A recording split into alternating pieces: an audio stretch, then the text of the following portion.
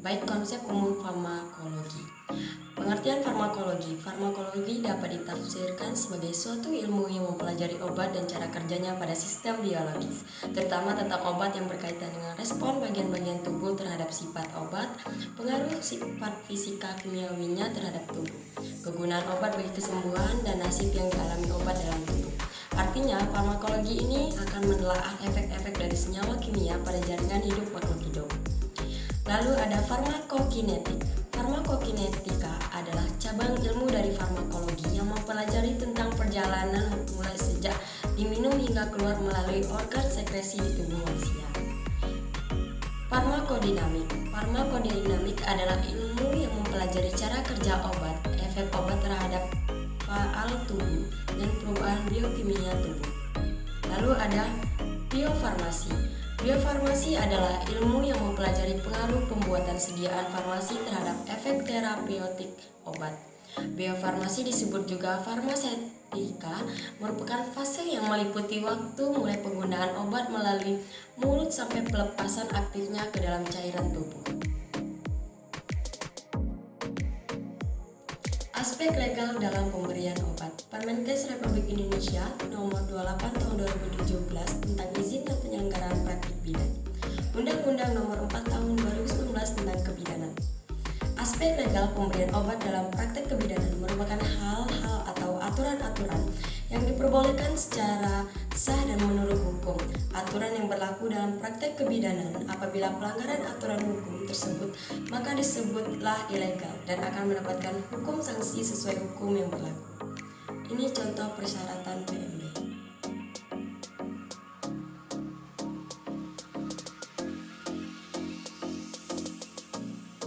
Prinsip pemberian obat. Ada 7 prinsip pemberian obat. Yang pertama, benar pasien, benar dosis, benar obat, benar dokumentasi, benar informasi, benar waktu, dan yang terakhir benar cara pemberian. Benar pasien dengan memastikan identitas pasien dan memeriksa identitas yang bertuliskan nama dan nomor registrasi masuk. Lalu, benar dosis. Benar dosis dapat mengurangi kesalahan dalam pemberian obat, mengecek ulang dosis dan obat yang akan diberikan jika terdapat penulisan obat atau dosis yang kabur atau kurang. Lalu ada benar obat. Benar obat yaitu obat mempunyai nama dagang dan nama generik. Apabila ada obat dengan nama dagang harus dicek nama generiknya. Lalu benar waktu. Obat yang diberikan bergantung pada waktu paruh. Waktu paruh adalah waktu yang dibutuhkan oleh setengah dari jumlah awal obat atau zat lain untuk dieliminasi dari tubuh. Lalu benar cara pemberian.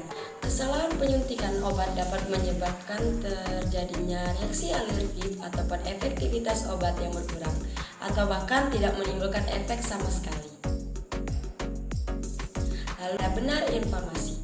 Pemberian informasi kepada pasien diharapkan mampu menambah pengetahuan pasien atau keluarga dalam terhadap obat yang akan diberikan dan dapat mengurangi terjadinya kesalahan persepsi oleh pasien. Yang terakhir itu ada benar dokumentasi. Pendokumentasian dalam kebidanan mencakup informasi lengkap tentang kesehatan pasien, kebutuhan pasien, kegiatan asuhan yang diterima. Pengertian kemoterapeutika. Obat yang dapat membunuh parasit dan kuman di dalam tubuh inang, contohnya parasit, cacing, protozoa, mikroorganisme, bakteri, dan virus. Obat yang termasuk dalam golongan ini adalah obat neoplasma, onolitika, sitostatika, atau obat kanker. Infeksi cacing, kurangnya nutrisi yang tersedia bagi janin. 2. Mengganggu proses mielinisasi dan perkembangan sistem neurotransmitter yang penting untuk fungsi neurologis dan kognitif. Contoh obat albendazole untuk cacing gelang, praziquantel untuk cacing pipih. Proses kemoterapi. 1. Pasien menjalani pemeriksaan seperti tes darah lengkap, pemeriksaan infeksi gigi. Pemeriksaan infeksi gigi penting dilakukan karena infeksi gigi beresiko menyebar ke seluruh tubuh saat kemo. Lalu ada antibiotik, zat yang dihasilkan oleh mikroba, terutama fungi, yang dapat menghambat pertumbuhan atau membasmi jenis mikroba lain. Penggunaan antibiotika yang tidak tepat dapat menyebabkan resistensi antibiotik.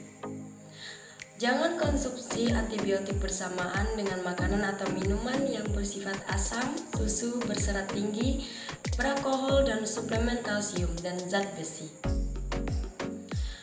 Bijak gunakan antibiotik. 1. Gunakan antibiotik hanya dengan resep dokter. 2. Tidak digunakan antibiotik berdasarkan resep. Yang ketiga, demam, batuk, pilek tidak perlu antibiotik. Jika sakit lebih dari 3 hari, periksa ke dokter. Macam-macam obat antibiotik: amoxicillin, penicillin, cefalosporin, tetracycline, aminoglikosida, chloramphenicol, macrolide, polipeptida, golongan antimicobacterium, rifampicin, ethambutol, streptomycin. Senyawa yang digunakan untuk pembuatan penyakit yang disebabkan oleh jamur atau fungi. Sel-sel jamur memiliki dinding sel yang mengandung kitin, berbeda dengan dinding sel tumbuhan yang mengandung selulosa. Macam-macam obat jamur. Yang pertama, anti jamur krim: ketoconazole, fenticonazole, miconazole. Anti jamur peroral: itraconazole, fluconazole, kentonazole. Anti jamur injeksi: amphotericin, fluticasone, furiconazole. Obat gangguan saluran pencernaan. Ada anti diare. Anti diare adalah obat yang bertujuan untuk mengatasi diare dengan berbagai mekanisme kerja, seperti mengurangi gerakan usus, menyerap kelebihan air dalam usus, atau mengurangi iritasi pada dinding usus. Contoh anti diare yang umum termasuk loperamide, pektin, atapulgite, dan adsorben. Lainnya seperti karbon aktif. Anti diare seperti loperamide biasanya bekerja dengan mengurangi gerakan usus dan meningkatkan absorpsi air dalam usus sehingga mengurangi frekuensi dan kekentalan tinja. Lalu ada laxativa. Laxativa adalah obat yang digunakan untuk merangsang gerakan usus dan membantu mengatasi sembelit atau konstipasi dan meningkatkan frekuensi buang air besar. Jenis laxativa meliputi berbagai mekanisme kerja, termasuk pencahar osmotik, pencahar stimulan, pencahar serat, dan pelumas usus. Contoh laxativa termasuk senosida, bisakodil, laktulosa, psyllium, dan minyak mineral. Laxativa bekerja dengan cara yang berbeda-beda. Misalnya pencahar osmotik seperti laktulusa bekerja dengan menarik air ke dalam usus untuk melunakkan tinja dan merangsang gerakan usus. Luka lambung atau yang juga dikenal sebagai luka peptik adalah luka atau kerusakan pada dinding lambung yang disebabkan oleh tingkat asam lambung yang tinggi atau infeksi bakteri Helicobacter pylori. Pengobatan untuk luka lambung bertujuan untuk mengurangi gejala, menyembuhkan luka, dan mencegah komplikasi. Beberapa obat yang umumnya digunakan untuk mengobati luka lambung meliputi inhibitor pompa proton atau PPI, antibiotik, antasida, antagonis reseptor H2, pelindung mukosa. Beberapa obat yang lazim digunakan dalam pelayanan kebidanan meliputi contohnya oksitosin, metilergonofin, misoprostol, ergometrin, naloxone, magnesium sulfat, antibiotik. Terdapat 2 jenis utama tidur NREM, non-rapid eye movement, dan tidur REM, rapid eye movement. Tahap-tahap tidur tersebut diuraikan sebagai berikut. Tidur NREM. Tahap pertama, tahap transisi antara tidur dan bangun. Tahap kedua, tahap tidur ringan yang lebih dalam dari tahap 1. Tahap 3 dan 4, tahap tidur delta atau tidur dalam yang dalam. Yang kedua, tidur REM, rapid eye movement. Tahap REM, tahap tidur di mana terjadi gerakan mata cepat di bawah kelopak mata. Otak menjadi aktif seperti ketika seorang bangun, namun otot-otot besar tubuh mengalami keadaan relaksasi total. Pada tahap ini, mimpi paling sering terjadi. Ada beberapa metode non-farmakologis yang dapat membantu menimbulkan tidur, termasuk yang pertama, rutinitas tidur yang konsisten, relaksasi dan meditasi, perubahan lingkungan tidur, pembatasan stimulan, aktivitas fisik, terapi cahaya, membatasi waktu tidur siang, relaksasi sebelum tidur, obat sedatif hipnotik, sering disebut sebagai obat penenang atau obat tidur. Berikut adalah beberapa contoh obat sedatif hipnotik yang umum digunakan. Benzodiazepin, non-benzodiazepin agonistis, reseptor GABA, barbiturat, antihistamin sedatif, TCA, antidepresan tristin.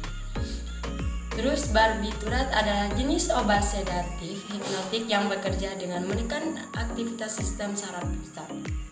Chloralhydride adalah obat yang dulunya sering digunakan sebagai obat tidur atau sebagai obat penenang ringan.